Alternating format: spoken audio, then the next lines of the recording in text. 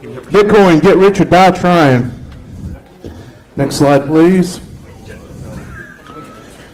What is it? Bitcoin's a cryptocurrency, a money based on open source cryptographic protocol that is independent of any central authority.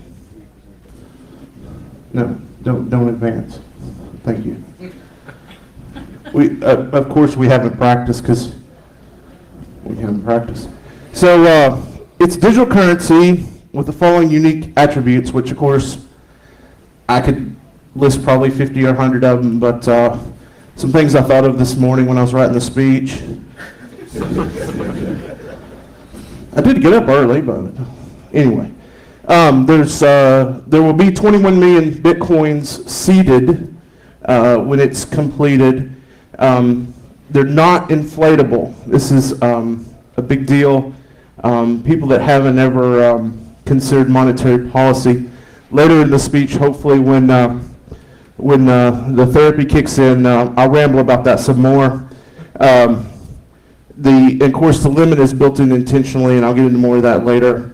There's no central authority. Accounts cannot be frozen. Transaction avoid legacy banking industry. There's no transaction limit. Transactions cannot be reversed. There's increasing difficulty to mine, which of course I'll get into that. And it's divisible by 8 decimal places, as in 0.000. All right, next slide. How does it work? It's all about the blocks. A block of data is run through an algorithm, double SHA-256 encryption. Is there any cryptography experts in the room? Okay. It requires, as many of you know, encryption requires a lot of CPU horsepower to churn through it, and double SHA-256 requires an extreme amount of CPU to churn through it. Blocks contain the pattern hash for all previous blocks. Next slide. So the system is based on a proof of work. A proof of work is a piece of data that it was difficult to produce, so as to satisfy certain requirements. Producing a proof of work can be a random process with low probability. So a lot of trial and error is required on average before a valid proof of work is generated. Next. Proofs of work are used in Bitcoin for block generation. Proofs of work are tied to the data of each block are required for the blocks to be accepted. Low probability of successful generation. This makes it unpredictable which worker will be able to generate the next block. Next slide. Each block contains the hash of the preceding block. Thus, each block has a chain of blocks that together contain a large amount of work. Changing a block, which can be done by making a new block containing the same processor, requires generating all successors and redoing the work they contain. This protects the blockchain from tampering. So you have all this history going back in time that is a mind-boggling amount of calculation for it to ever be redone to break it. So, and I'll get into, I'm sure somebody might be thinking, oh, can I hack it? So this is one of those parts of the puzzle there that so far have made it unbreakable. Enlist our physicist that was speaking yesterday, that I think he's working on a time machine or something, gets that quantum computing going, and then you could probably work it. Next slide, please.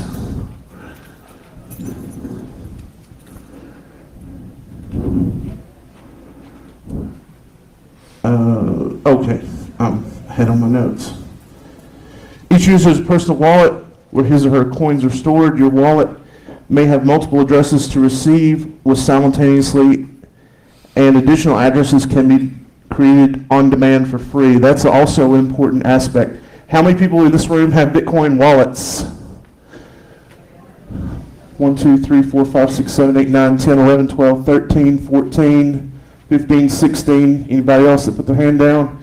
So we've got about 70% of the room, I would say, does have a Bitcoin wallet. If anybody knows more than I do and gets any of this wrong, of course, you get to come up here and rant at me at the very end. Next slide, please. So, Bitcoin wallets. So those of you that don't have one, haven't seen one, there's an example address. All right. That is my very first Bitcoin wallet address.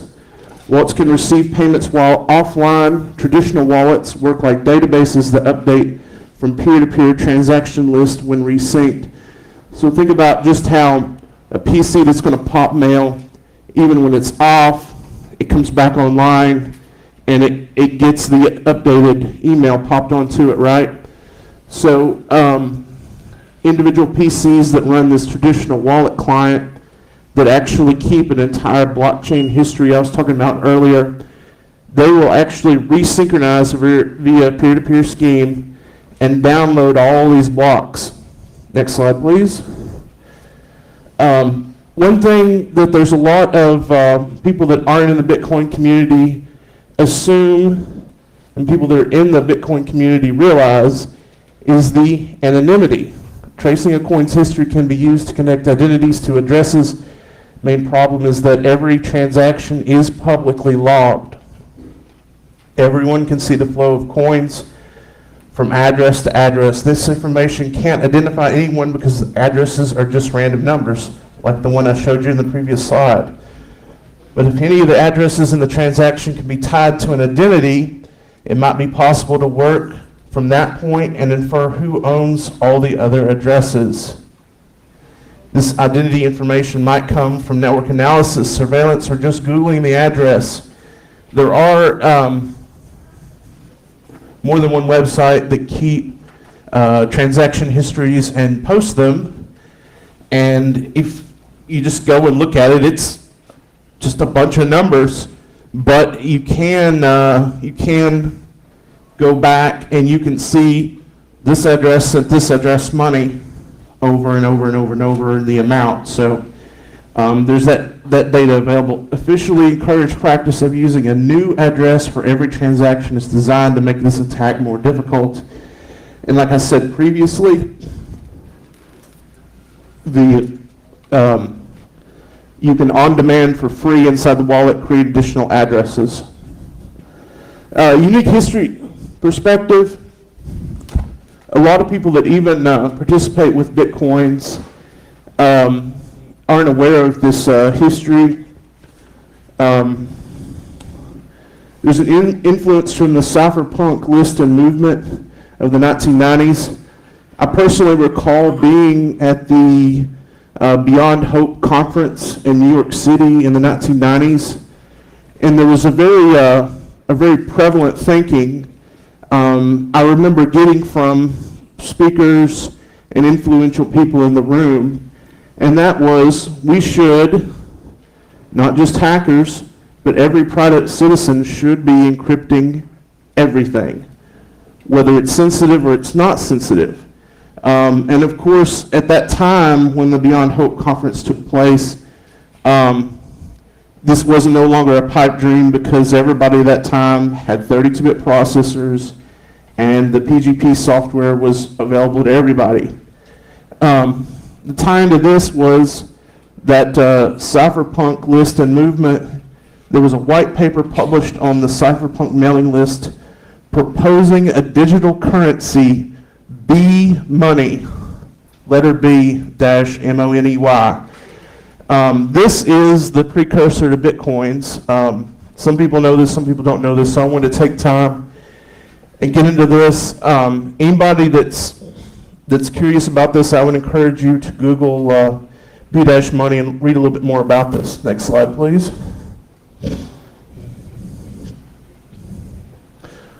Why care? Bitcoin has advantages for both buyer and seller with convenience. Online shopping is as easy as using a credit card. For the seller, there's a huge advantage with no transaction fee and an irreversible transactions. Transactions can be anonymous to the extent I talked about previously. Most importantly, Bitcoin has achieved critical mass. There are many users participating, just like you saw. 70% of the room has a Bitcoin wallet. We can now find Bitcoin-centric economy developing. Next slide, please. Oh, good, I'm off.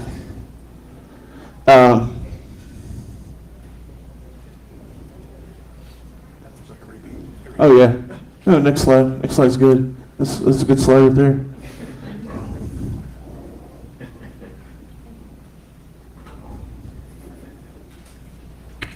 Is anybody thirsty yet? Next slide.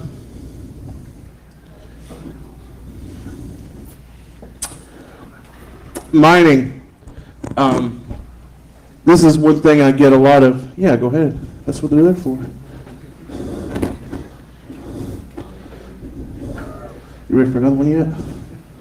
All right. Next slide, please.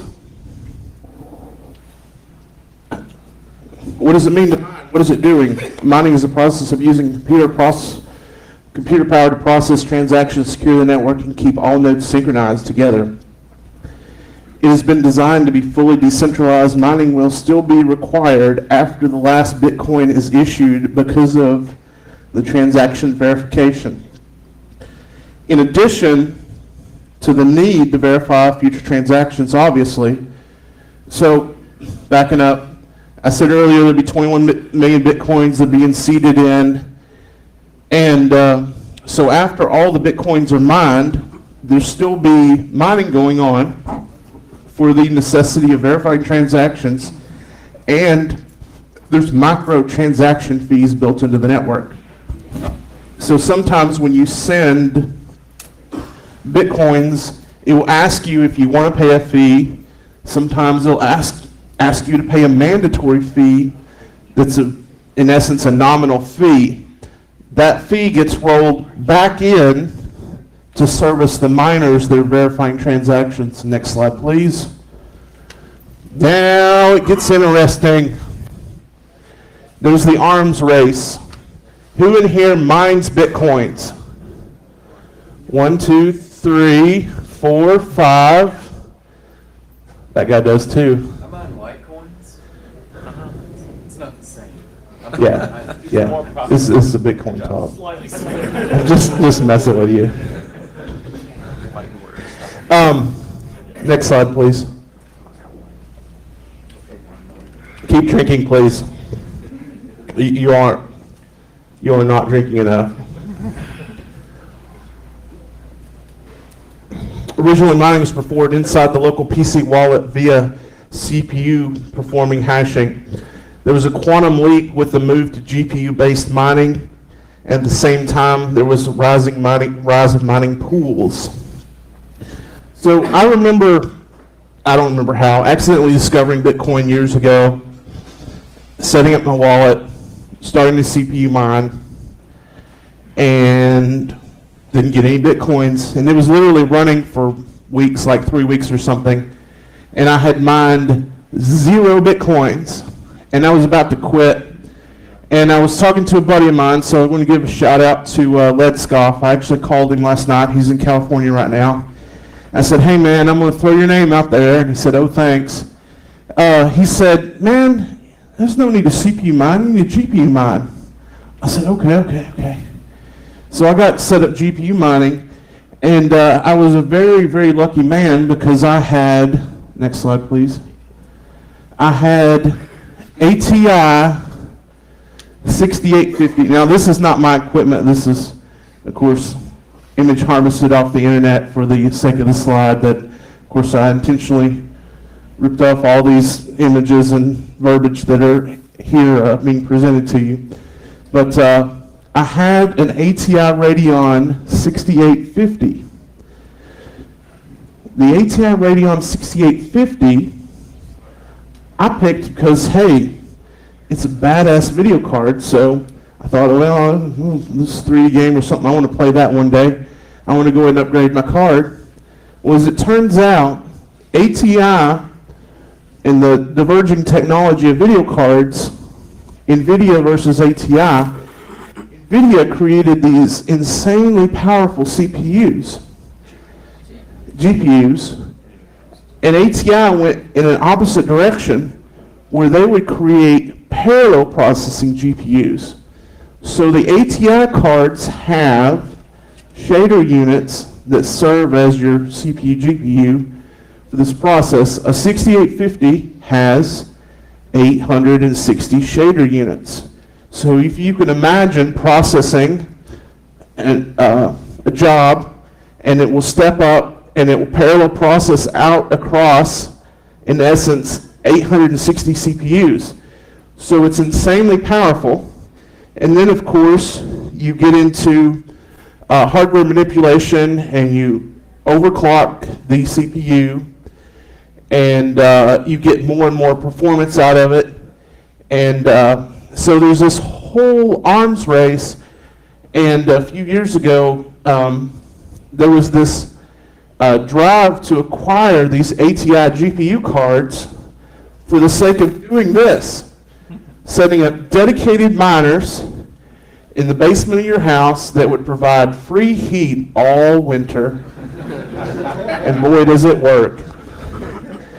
Now, all those red plugs there on top, yes, those are power cords. So those boys right there are pulling probably 200 to 300 watts each.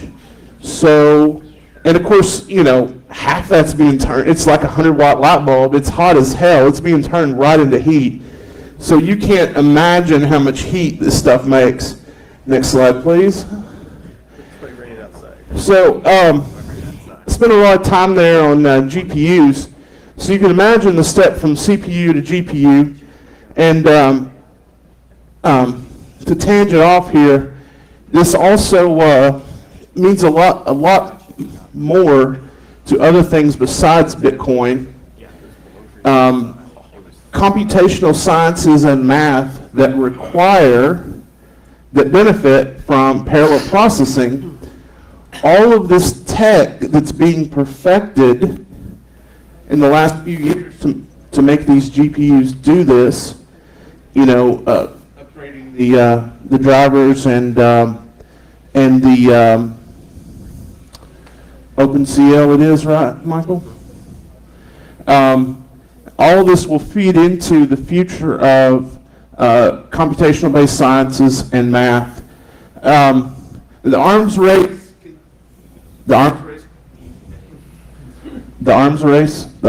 continues. Oh, fuck it.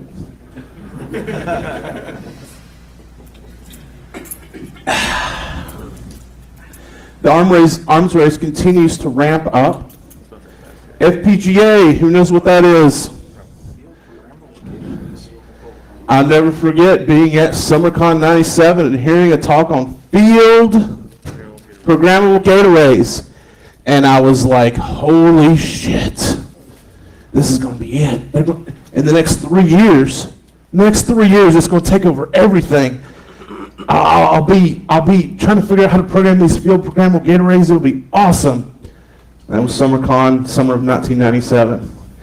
So they do have certain applications, like I was previously talking about with computation and stuff they're being used for, but of course, they've yet to become a commodity and be in everybody's home. But of course, they're being used to get superior performance to a GPU because you got less power usage, less heat. Now, the HBOB, ASICs. Who can tell me what ASIC stands for? Application-specific integrated circuit. Good, I've been drinking a lot this morning, thanks. ASICs are the new weapon of choice. ASICs make field programmable gate arrays worthless. No. And, well, Yes. they, nobody's buying a field programmable gate array. Let me put it that way. To mine Bitcoin. Yeah. To mine Bitcoin, thank you. Drink.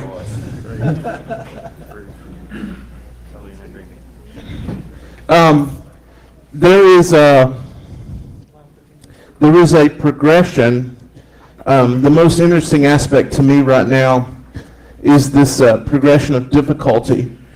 As more and more people mine, the network in essence tries to balance itself about giving away coins, it makes it more difficult. So there's your arms race. You always need something more powerful to keep up this revenue stream when you're a Bitcoin miner. And so I see within the foreseeable future, the next 12 months, it may get to the point for some people that the GPU does not make enough money back to pay for the electricity. And so that's the situation we're in right now because of all the new technology coming to the market. Next.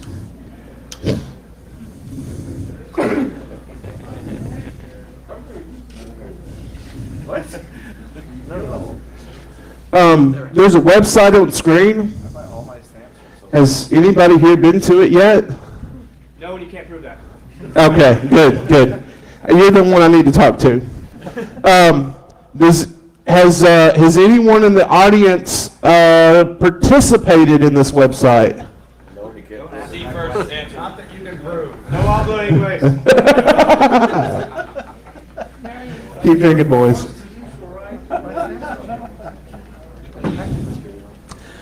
Well, for those of you that haven't been here, next Friday night, if you're not going out or anything and you just want to curl up at home with a nice quart of malt liquor, I really recommend that you figure out how to go to this website and you visit it just for the hell of it and check out all the interesting things available to you.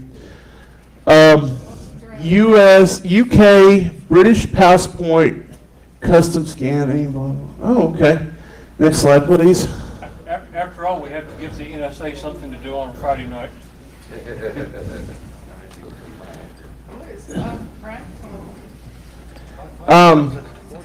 There are. I've heard good things about what's available on screen. Negative, Ghost Rider. I want to see turtle. Drink. Damn it! I said drink.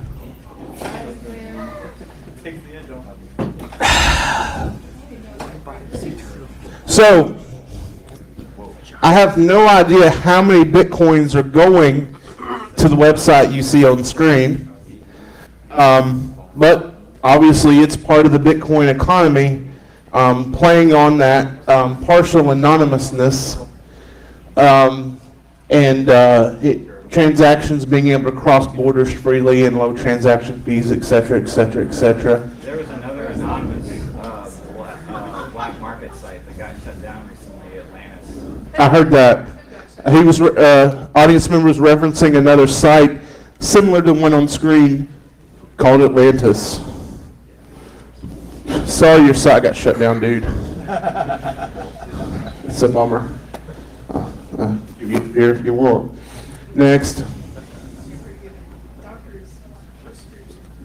Where can I buy Bitcoin? Online exchange houses, which are much like other stock and currency markets. There's several exchange sites set up, and now there's a new website where you can post buy and sell orders and meet local people. I have not tried that website, though coincidentally, before I left to come to the conference yesterday, I met a friend who needed to get some cash. He had done a perfectly legal side job for somebody else who needed to pay him in Bitcoin. He got paid in Bitcoin. He called me and he said, "I need money, I don't need Bitcoin." I said, "Okay, what do you need for it?" He said, "I need at least X amount of dollars." I said, "Well, I'll give you more than that." And I paid him and bought the Bitcoins on site. So, next slide, please. There's an example of an exchange website. One of the things that a lot of people want to hang Bitcoin for is price volatility. I know a lot of you know the facts, and I didn't we ain't even get into hard numbers on all of this, but there was an incident in Cyprus where they were having the world's first banker bail in, not bail out, as in, we're just going to fucking steal everybody's money and we'll put it into the bank and call it our own. Way to win, guys. And so apparently people in Cyprus that didn't want to participate in the government's capital controls was a flight of capital, and apparently this worked to serve pushing the Bitcoin price up and creating a bubble. Before this bubble was done with, the price had ran up to $270 in exchange, one Bitcoin for $270. Next slide, please. So there's the graph of what I just described. If any of you have sold coins in the past, I'm sure that little graph there breaks your heart when you think about when you sold them for $6.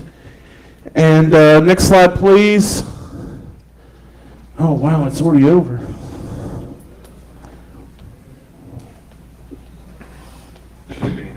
Anybody want to rant about what I've screwed up standing up here? So, one thing I was wondering, you said that you're encouraged to use a new address for every transaction. So what? You start over. One thing I was. It's on. One thing I was wondering is, you said you're encouraged to use a new address for every transaction. So how do they plan to handle when all the possible addresses get used up? I have no fucking clue. It seems like you'd go The through universe pretty would fast at end. that rate. They're like an ID. They're on More hydrogen atoms than compose the sun type of thing? Yes. Thank you.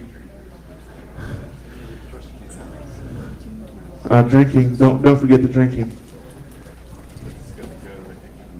It's gonna be the greatest question you've ever heard. So, you say that there's no transaction fee. No. That's by convention. That's by convention is what I'm asking. There, in the past, often has been no transaction fee. There always were micro voluntary transaction fees. And now, at this point that we've evolved in a little bit to the future of Bitcoin, there are occasionally macro mandatory transaction fees. They're so nominal, you just hit pay and keep going. But does that add up? Does that add up enough for the people who are going to be supporting the economy by mining after the Bitcoin is done being created? Best question ever. Who knows? 'Cause what's the incentive other than? So if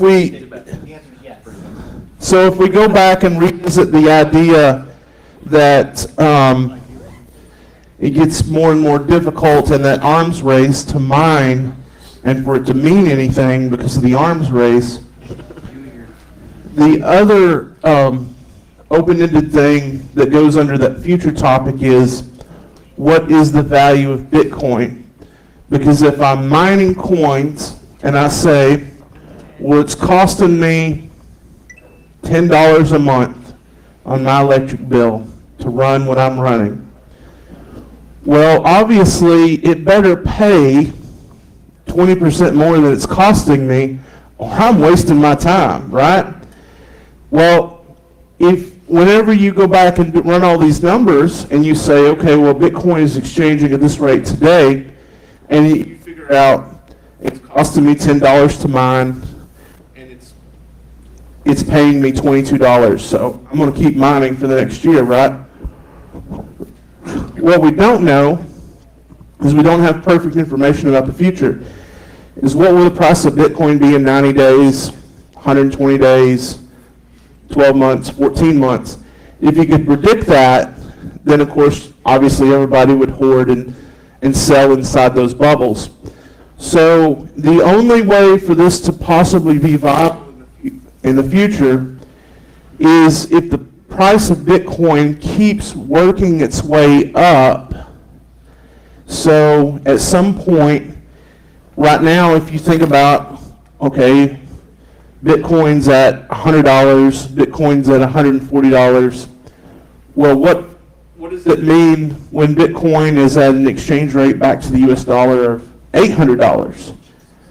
What does it mean when it's an exchange rate of $2,500? Then you get into that aspect of the 0.00005 of a Bitcoin. If it's $800, is now actually worth something tangible. So that's where that comes into play. If the Bitcoin exchange rate keeps working up, then it will pay.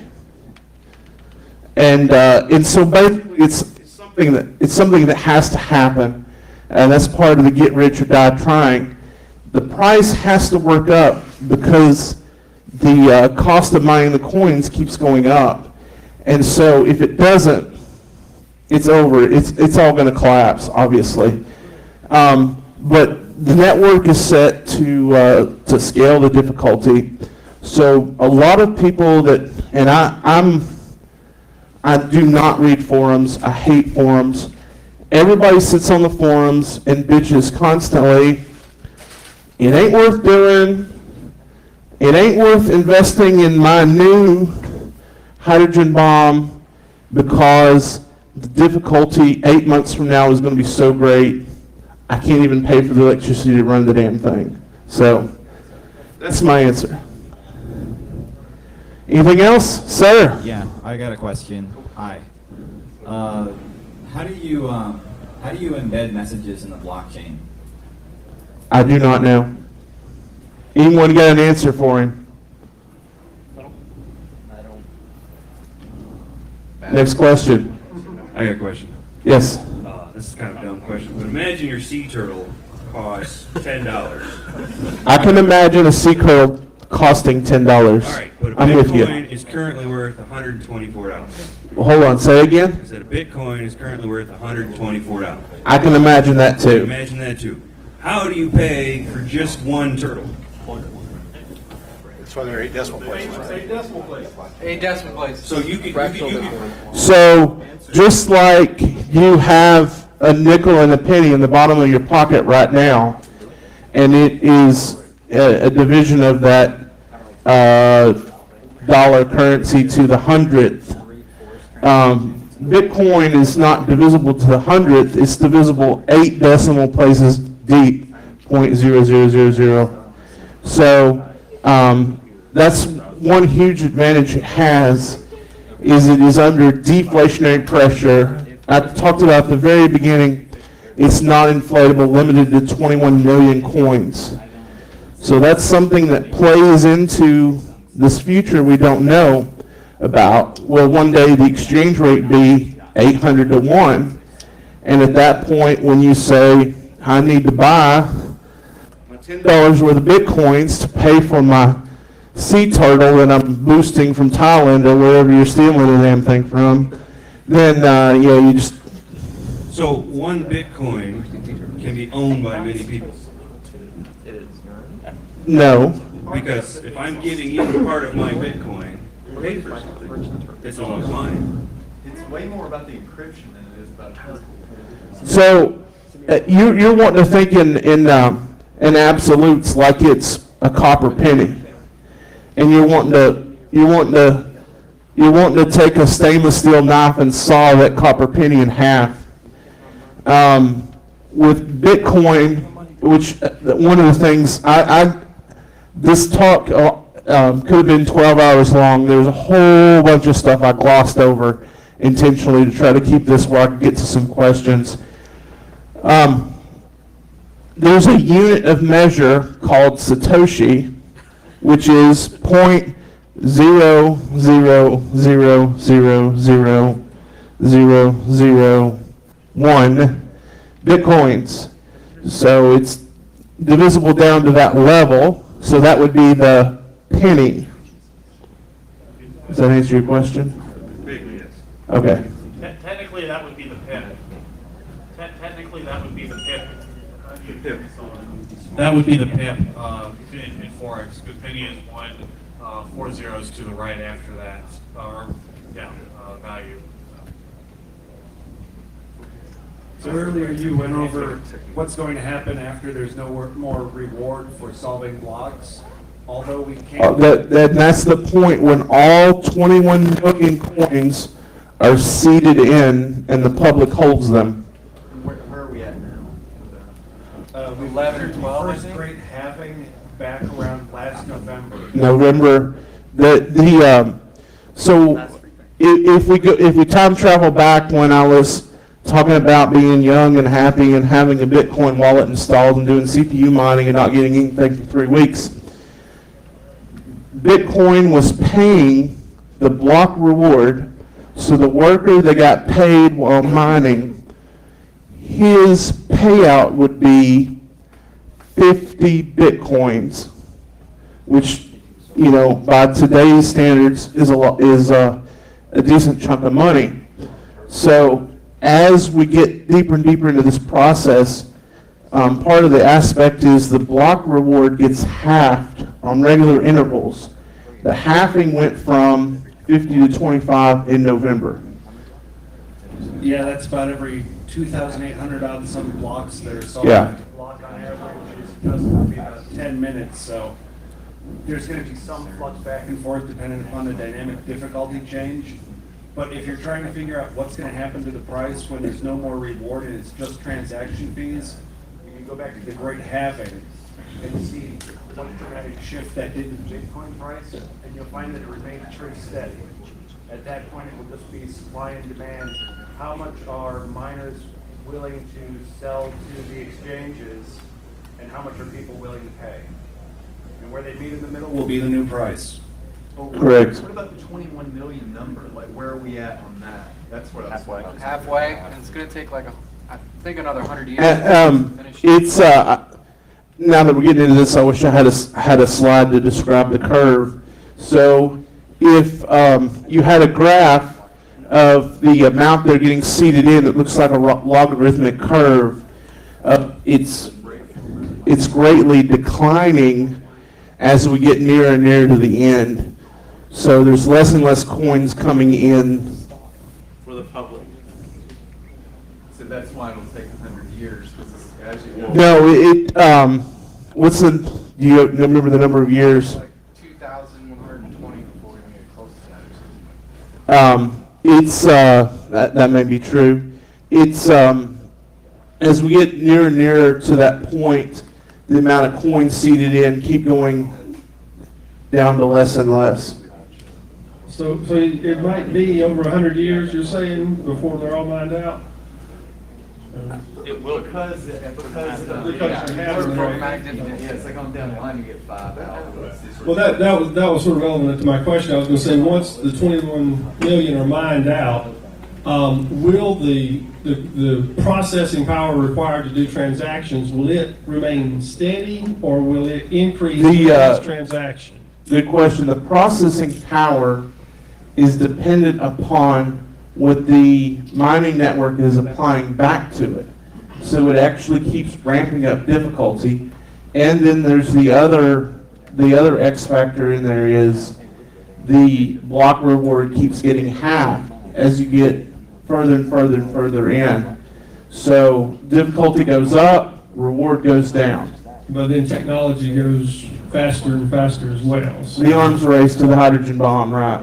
It's But just to throw something in 2,140. there, your difficulty can also decrease. If you have computational power leave, Yeah. the It is set to float.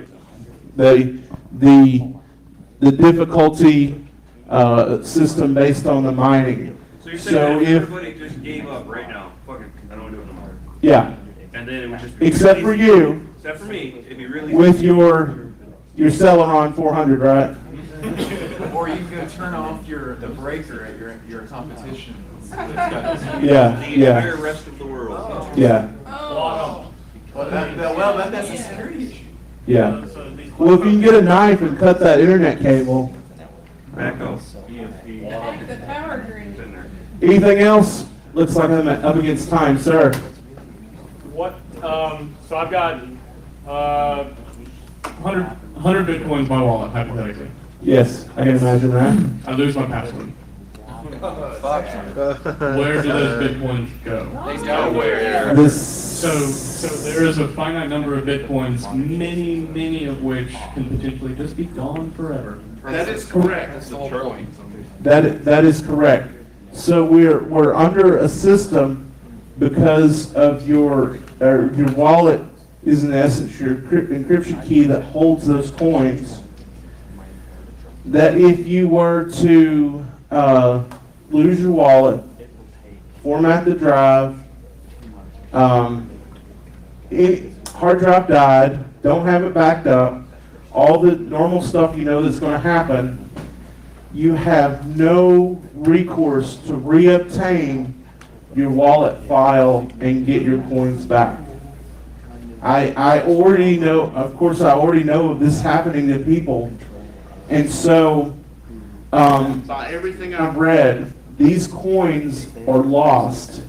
They're in a bottle at the bottom of the ocean. Nobody's going to get them back. And except for that physics guy with the quantum computer, I guess. But that does, but because you can't really assess that, it's not going to make the ones that are still in the economy more valuable. It is though. Sir, it is. It will. Okay. Well, how does that? But it's the inverse of the Federal Reserve printing more and more and more money. A significant percentage before it was probably noticed. Yeah, and obviously it's not. It's probably 1/10%. But you think about this going, the future is the big question mark. Will Bitcoin be viable 5 years, 30 years from now? It is something to keep in mind. You better have it backed up. When you're looking over Bitcoin and trying to figure out what it's going to do, you have to keep in mind the Bitcoin economy is an Austrian economic system. It doesn't follow your classic Keynes economics models that everyone is used to from the other fiat currencies. Damn it, that's what I wanted to get drunk and rant about. But I'm out of time. You still got beer, so after your talk, you come find me. Okay. Oh yeah, there's not another speaker I'm displacing, so y'all are dismissed for lunch, and we'll just stay here and drink beers and rant. Thank you. Thanks for coming, guys. I will be back next year, and I promise I will be drunk before I get up here next time, and I'm going to do a presentation on human genetics. Good thing I recommend for everyone, NPR has a video series out called Econ Stories. It's not on Netflix? I have no idea. It's on YouTube, though.